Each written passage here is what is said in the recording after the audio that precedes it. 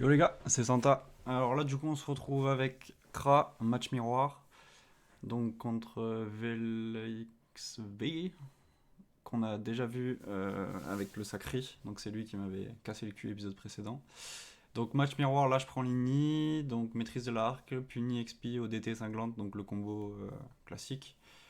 Il a l'avantage un peu du placement, le fait d'avoir la possibilité d'aller se bloquer dans les coins au droit.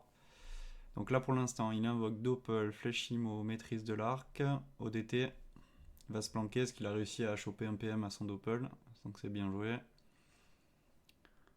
Donc du fait qu'il soit bloqué là, je vais en profiter pour le lock. Donc là, j'envoie Doppel, petit ralento, et on va mettre une Kawots pour essayer de le lock du coup.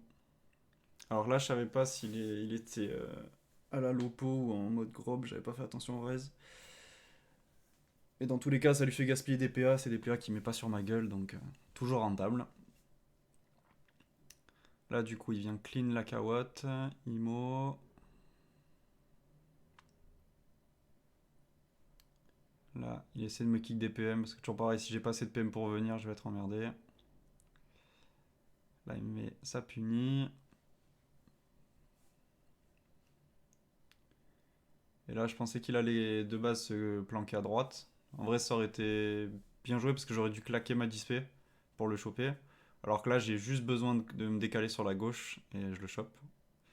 Donc là, plus de PO, j'envoie la pupu. Là, je me dis, bon, dans tous les cas, il va me choper. Donc là, je mets des destrues pour limiter la casse que je vais me prendre sur la gueule. Alors, spam des absos, pardon, c'est bien aussi, mais le problème, c'est que il va me taper, donc, plutôt que de régène, je trouve ça plus intéressant de lui enlever les dégâts qu'il va pouvoir me mettre. Donc là, Imo, cinglante. Alors, en termes de placement, le problème, c'est que, alors oui, je peux l'avoir avec une dispé, vu que là, justement, du fait de l'erreur, entre guillemets, qu'il a fait au début, je vais pouvoir le claquer ma dispé s'il se remet derrière le bloc. Mais lui, quand même, a l'avantage, même s'il est très proche de moi, de pouvoir derrière le bloc se replacer donc à chaque tour. Alors que là, moi, du coup, je suis full exposé. Et je pouvais pas, du coup, mettre ma carotte devant moi parce que je l'ai fait T1 pour lui casser les couilles. Donc là, il essaie de me raid PM. Bon, on a à peu près la même esquive, il doit être staté comme moi. Moi, je suis en 170 sagesse de base, je crois qu'il est pareil parce il a quasiment pareil en termes d'esquive. Donc là, lui décide de me spam abso pour rejeune un peu parce que du coup, en termes de PDV, il était un peu plus bas. Là, du coup, bah, je claque ma dispé pour essayer de le choper. Bon, évidemment, je n'ai pas la ligne de vue là, j'ai obligé de me décaler. Donc là, dispé, je fais une destru. Et là, j'étais en train de réfléchir s'il valait mieux 5 ou pas, mais au final, dans tous les cas, il me chopait, donc kick des PM pour lui faire claquer 3 PA, je préfère mettre une destru et qu'il ait moins 20 de dommages sur le tour entier qu'il va me mettre, c'est plus rentable. Sachant que là, dans le match miroir, ça se joue à spam des absos, essayer de réduire le différentiel de PDV qu'il peut y avoir entre nous deux. Bon, là, on voit quand même qu'il m'a envoyé 437 alors qu'il a 2 destruits sur la gueule. Donc, après, là, il a pas l'avantage de Ligny avec ce stuff, donc c'est compliqué pour le match miroir. Il joue en lopo aussi, donc il a une bonne Ligny. Il joue en tabi, donc le tabi, effectivement, pour prendre Ligny, c'est pas le top. Mais par contre, voilà, il a 10 de dommages de plus que moi sur les dégâts et ça se ressent quand même. Donc là, tir puissant, puni. La percée et le combat est fini. Donc il a quand même bien joué, à part c'est juste la petite erreur je pense du départ où il s'est placé sur la gauche. Si c'était placé sur la droite ça aurait été plus rentable. Donc là on se retrouve contre un combat Enu. Donc Enu, j'essaie de prendre Lini. Je suis pas en full res terre parce que à chaque fois où je me dis bon bah cet Enu là c'est sûr que c'est un Enu qui joue grob, ça me sort des TRL feu donc bon. Moi je joue avec des plutôt que d'avoir du 45-50% res dans les éléments force, enfin terre et neutre pardon. Je préfère avoir du 35% un peu partout, donc j'ai des res feu, j'ai des res air. Et je suis plus à l'aise avec ça que de me faire brain sur un élément où j'ai très très peu de résistance. Donc là du coup, il se cale, sac animé, l'appel. Donc là l'idée, je vais essayer d'œil de top pour clean le sac. Et l'idée c'est de le placer son œil de top comme il faut pour pas que les nus se retrouvent du coup derrière le bloc. Donc là ça a changé de place. J'ai juste, donc là chercher l'harcelante, chercher Donc à le kill du sac, là je chope et du coup il est plus derrière le mur parce que j'ai entre guillemets fait attention sur l'ordre d'attaque du sac et de son buff de sacrifice. Là du coup je me dis que c'est plus rentable parce que l'appel va avancer, du coup bah, je me protège entre guillemets sa ligne de vue. Donc là il fait son buff libé, retraite. Bon c'est un move classique des nus mais qui peut être très fort effectivement parce que ça paralyse complètement le Kra.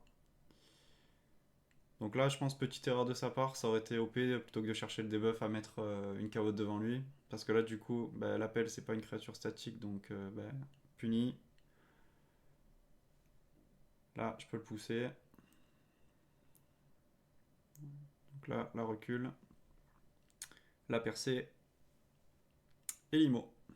Donc là, bon, je l'ai quand même mis beaucoup de dégâts. Là, Après, le problème, c'est qu'il a mis quand même deux fantômes qui sont pas passés pour son buff. Et le problème du move retraite des buffs, faut que ça passe direct, sinon après, t'as pas forcément l'occasion de faire ce que tu veux derrière. Donc là, il arrive à me passer sa Koru, mais bon, T3, le match, il est plié. Là, donc Koru, la clé, l'appel qui me bloque, donc du coup, ça m'empêchera de fuir sur la gauche éventuellement. Donc là, il arrive. Maîtrise, Cupi. Bon, là, il va me bourriner à la steak. Il fait quand même mal, hein, parce que bon, j'ai pas 50-13, mais. Enfin, 50% de raise, mais j'ai quand même 30-35%. On voit quand même 700 de dégâts à la steak. Donc là, je vais chercher le kill. Donc là, je fais recul, la percée et le petit up grade 8. Donc là, suivant, on est contre un panda. Donc panda joue Panogrobe. Avant, on jouait du coup en chapi avec le rhizome, et depuis que la grobe est là, ben, on s'en sert. T1, maîtrise de l'arc, donc puni, double percée. Là, j'ai hésité à 5 parce que ça l'oblige à picole, mais en vrai, j'étais qu'à une case de faire leur recul, donc beaucoup plus OP de faire leur recul. Généralement, je fuis en ligne droite. Là, j'avais peur de me choper en fait un move Tono Hachi, donc j'ai préféré prendre justement cette petite ligne là du bloc. Donc là, lui, il fait Stabi, Doppel, Picole. Ouais, il va sûrement me caler le Wasta. Et Wasta.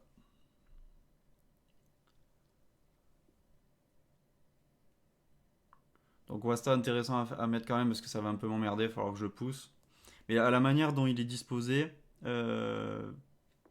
s'il l'avait mis par exemple vers le bas, j'aurais dû le pousser vers le bas et ça l'aurait rapproché de lui-même, du coup il aurait pu le récupérer de manière plus aisée. Là je vais devoir du coup le pousser, mais je le pousse à l'opposé de lui. Donc en soi c'est pas hyper OP. Alors là il a pas picole, je vois 7% R, je me dis bah vas-y, hein, pourquoi pas envoyer une petite harcelante. De base ça tape que dalle, mais vu qu'il a pas picole ça tape. Donc là je mets petite harcelante 206 dégâts et j'envoie Doppel, parce que prochain tour j'ai la Pupu. Du coup, là il va essayer de se rapprocher. Parce que je crois qu'il est buff en 10 PM quasiment. Vu que son Doppel lui a donné. Non, hop, ok, tonneau. Ok, il se rejeune sur le tonneau. Donc là il reporte. Donc là il est à l'angle. Alors du coup, là je vais essayer de choper des PM au Wasta. 35% d'esquive, on adore cette esquive dans ce jeu. Enfin 35, j'ai 140, je chope pas. Donc là, évidemment, j'ai pas la ligne de vue, je claque la disp. Bon, j'ai beaucoup rush là, mais c'était quand même rentable, il avait pas picole, donc on voit une punie à quand même 652, l'IMO 166, la cinglante 168. Bon, la grobe pour les dégâts force agi, bon, ça tabasse, on aime bien. Non, après, du coup, je comprends cette volonté entre guillemets de se régénérer avec le tonneau, mais de pas picole, c'est même si t'es derrière un bloc, j'avais quand même les PM de revenir. Donc là, il va m'attirer avec le tonneau. Et je crois qu'il joue à l'Arcadie. Ouais, c'est ça. Donc Arcadie, double cac. Donc sachant que je crois que j'ai 35% de raise neutre. Donc bon, la ligne neutre, elle passe quand même gentiment. Mais en fait, je joue ventré. Donc toujours pareil. C'était soit jouer Kralano et j'avais pas forcément Lini. Là, j'assure quand même 400 Dini en plus. Donc c'est quand même agréable. Donc Abso. Je vais faire œil de top aussi pour me régène. La petite cinglante.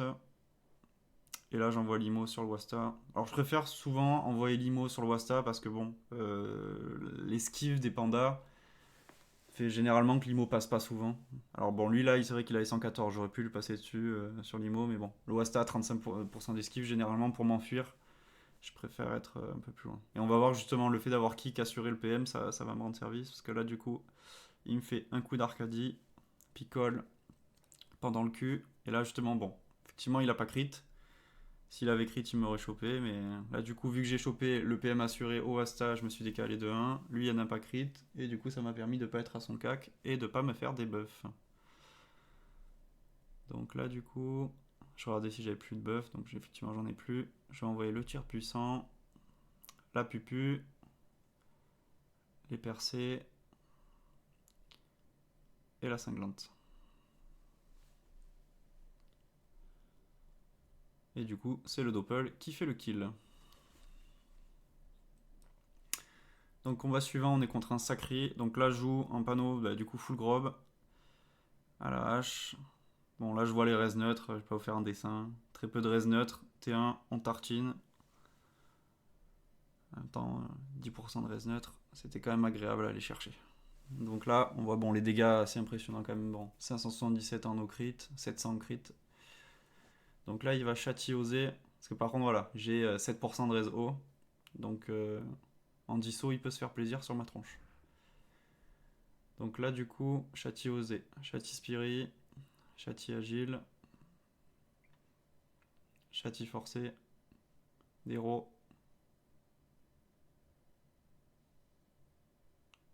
Donc là, je peux pas le cac, je prends la distance. Je vais envoyer les flèches. Donc là, puni. XP. Ah non, j'ai envoyé au DT au final. Hop, et cinglante. Ah, je gardais l'XP pour le tour d'après.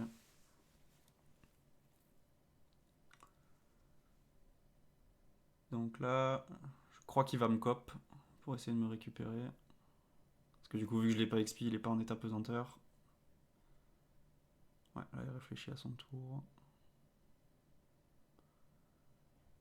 Ouais, c'est ça. Donc là, il fait cop, Ati.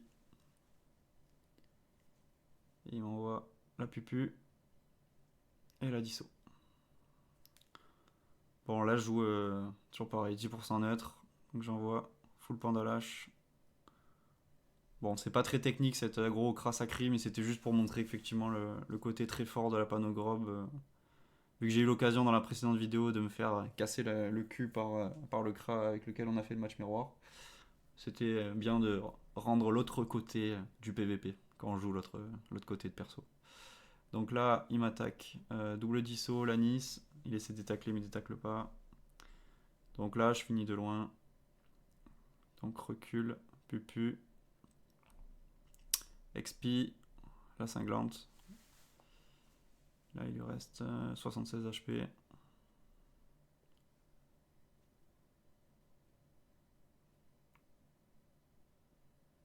Donc là, il va rush. Qu'est-ce qu'il va nous faire de beau? Schaffer crit. Du coup, il va essayer de se rejoindre un petit peu dessus. Bon, après, malheureusement, le problème, c'est que voilà, se présenter avec 10% de res neutre, sachant que dans les autres éléments, il avait entre 35 et 40% res, bon, c'était rentable d'aller cac. Du coup, là, je vais venir terminer. Donc, abso, abso. Ça va aller finir avec des percées. Et du coup, c'est le kill. Donc là, on est contre un Xel. Donc là, Xel, d'habitude, je joue l'Oppo quand je vois pas si c'est un Xel Arcadie pour le spam horloge. Là, j'ai vu que c'était un Xel avec un bouclier, donc baguetterelle. Donc là, je joue le mode chimique 16-10. Donc là, T1, je fais maîtrise de l'arc. Puni, ODT.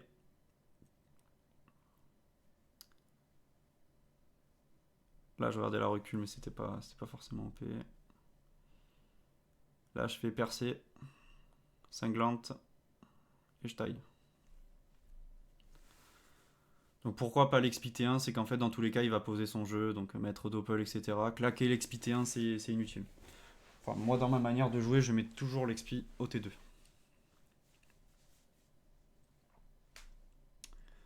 Donc là, il va sûrement invoquer le doppel.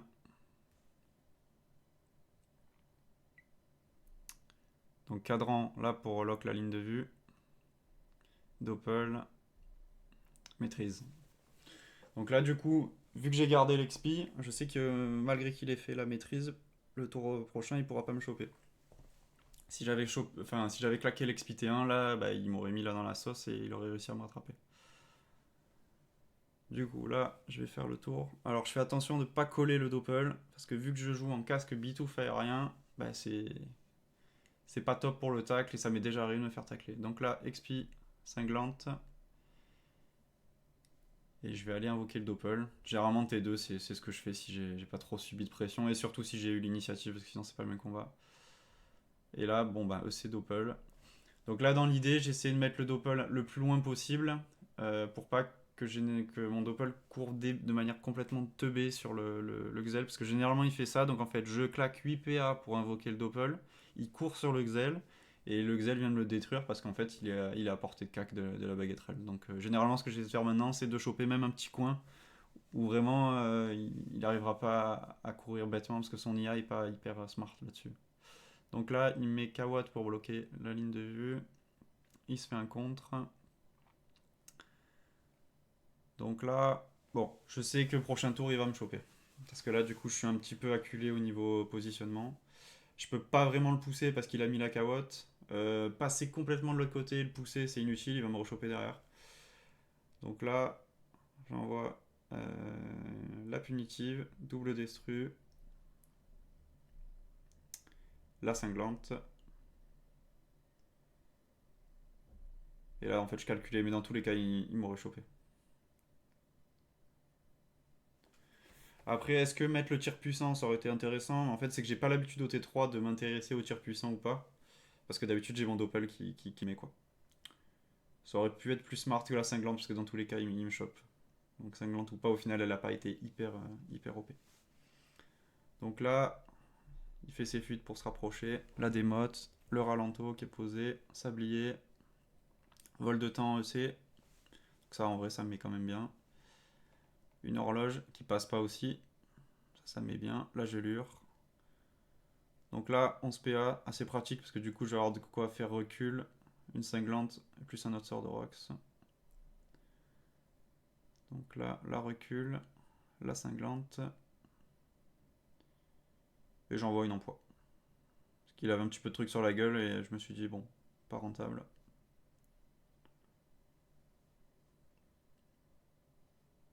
Bon, vu des dégâts, je suis pas sûr que l'emploi était vraiment hyper intéressante.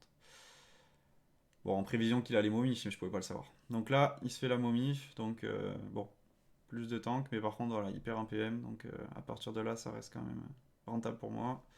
Donc là, il claque la TP. Bon, claquer la TP alors qu'il te reste 4-5 PA, c'est pas foufou, je pense, mais bon. Donc là, toujours pareil, je peux envoyer encore deux grosses flèches et la cinglante.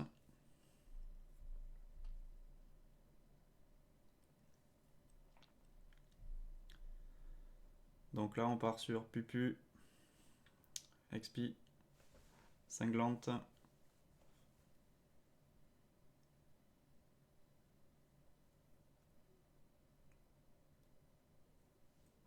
Donc lui, il se protège. La démote. Ralento. Le VTT. Deux fois. Bon, qui passe bien parce que toujours pareil, là je suis T5, donc niveau esquive, ça commence un peu à se casser la gueule. Le flou qui passe. Donc là, 7-10, je suis pas hyper bien en termes de possibilités d'action. Mais je vais pouvoir prendre la fuite, donc c'est ce que je vais faire. La recul, la cinglante, je ne demandais pas plus. Et on se taille. Bon, l'avantage du DPM, effectivement, c'est que quand tu prends la distance, tu la prends vraiment, quoi. Donc la rollback, sachant qu'il a déjà claqué sa TP, donc là, terme de mobilité, c'est fini. Donc là, il se ramène, donc rollback, fuite, deuxième fuite, troisième fuite. La ralento, frappe de Xel. Donc là, 11 PA, j'ai encore de quoi envoyer, donc deux grosses flèches et la cinglante. Bon, là, je sais qu'il faut absolument que je me booste, mais bon, il est momif, sinon je vais taper que dalle. Donc là, j'envoie maîtrise de l'arc, Tant qu'à faire une IMO, ça sert à un tir critique si jamais j'avais chopé le buff, mais c'est pas le cas. J'envoie la pupu, la cinglante, et on se taille. Donc là, il se dévoue. Maîtrise de baguette, Terrell. Donc là, il essaie de se régénérer un petit peu, mais bon. Ça reste délicat. Alors, placement sur le papier par rapport à là où j'étais, sur un crack à pas beaucoup de PM, c'était rentable. Mais là, vu que j'ai 10 PM, j'ai juste à traverser complètement la map en fait et je le chope.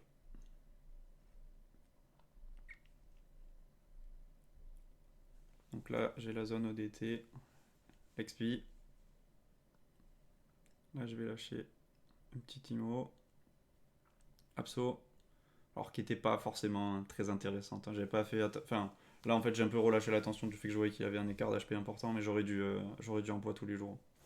Ou Abso sur un cadran si j'étais un peu en galère au niveau HP. Donc là, démote contre Terrell. Bon, là, pareil, il essaie de régène.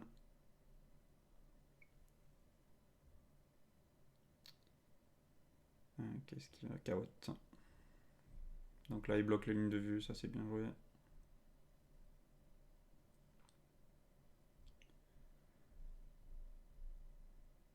Donc là, on va voir que je suis bien rouillé sur les lignes de vue.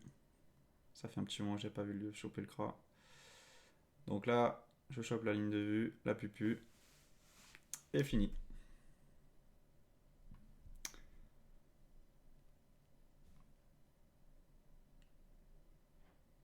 Voilà les gars, c'était Santa sur le cra. On se retrouve à bientôt pour une prochaine vidéo.